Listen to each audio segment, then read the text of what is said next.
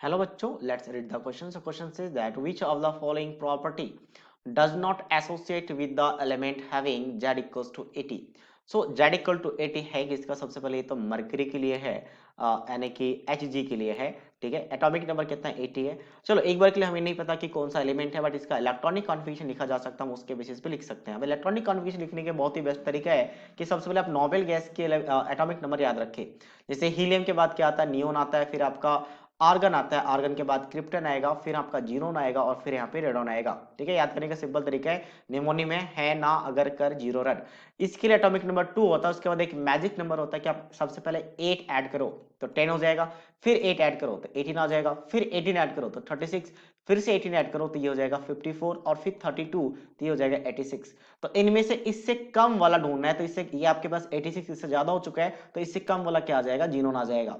और ये आपका फर्स्ट पीरियड से स्टार्ट होता है, first second third fourth fifth, यानी फिफ्थ पीरियड का है। तो सबसे पहले तो जीनोन के लिख दे, जीनोन तक आपने एलिमेंट लिख दिया 54, तो बचे कितने आपके पास? यहाँ पे 6 लिखेंगे तो 60, यानी कि 26 बचा हुआ है।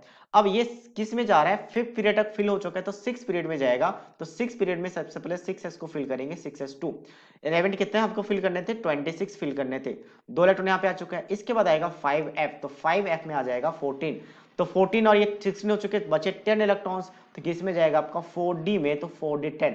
तो 4d10, अच्छा 4d नहीं, इसमें हमने थोड़ा गलत लिखा है, यहाँ पे 4f होना चाहिए, दूसरा वाला 5 आना चाहिए, यहाँ पे 5 आना चाहिए। 4f क्योंकि यहाँ पे n-2 होता है, यहाँ पे n-1 होता है, तो ये क्या हो जाएगा आपके पास? 5d10। तो एज वी कैन सी कि d ऑर्बिटल पूरा का पूरा फुल्ली फिल्ड है, और इसका अगर कॉमन ऑक्सीडेशन स्टेट की बात करें तो +2 होता है, जिसमें आपका s से इलेक्ट्रॉन चला जाएगा।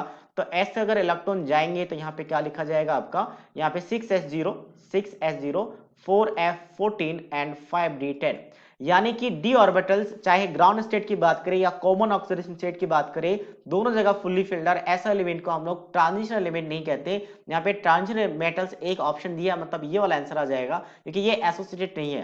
ट्रांजिशन मेटल का डेफिनेशन क्या है? बेसिकली हम इसकी बात कर लेते हैं एक बार। तो ट्रांजिशन एलिमेंट का डेफिनेशन होता है कि अगर अगर किसी भी एलिमेंट्स के ग्राउंड स्टेट में, किसी भी डी ब्लॉक एलिमेंट्स के, खास करके डी ब्लॉक एलिमेंट्स का, अगर ग्राउंड स्टेट या फिर कॉमन ऑक्सीडेशन स्टेट में डी ऑर्बिटल पार्शियली फिल्ड हो, 1 से लेकर 9 तक फिल्ड हो, तो हम उसे ट्रांजिशन एलिमेंट कहते हैं। बट यहाँ पे ग्राउंड स्टेट में और फुल कॉमन ऑक्सीडेशन स्टेट में दोनों जगह फुल्ली फिल्ड है, तो ये आपका ट्रांजिशन मेटल नहीं कहलाएगा।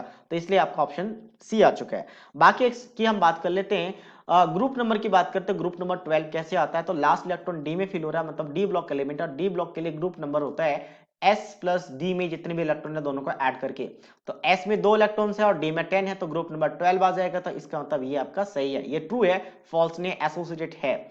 पीरियड नंबर की बात करें तो हाईएस्ट वैल्यू ऑफ n होता है, तो यहाँ पे हाईएस्ट वैल्यू ऑफ n 6 है, तो पीरियड नंबर 6 लिखा है, ये भी आपका क्या है? ट्रू है। डी की बात करें, exist as a liquid at STP, yes exactly, STP मतलब normal standard temperature and pressure. तो स्टैंडर्ड टेम्परेचर कितना होता है? 0 डिग्री सेल्सियस, और टेम्परेचर की बात करें, सॉरी टेम्परेचर लिख दिया, प्रेशर की बात करें तो प्रेशर होता है आपका 1 atm, और इस टेम्परेचर प्रेशर पे मरकरी लिक्विड फॉर्म में होता है। यह बहुत ही वेल नोन एलिमेंट्स है या मेटल्स है कहा जाता है। किसके लिए? डी ब्लॉक एलिमेंट के लिए, कि जनरली मेटल्स जो होते हैं वो सॉलिड्स होते हैं, but mercury is a liquid at a room temperature even at 0 degree Celsius, तो इसलिए एग्जिस्ट करता है लिक्विड में। ये भी कैसा आपका? ट्रू है। So only option C is the right answer of this question. So I hope you understood it well. All the best.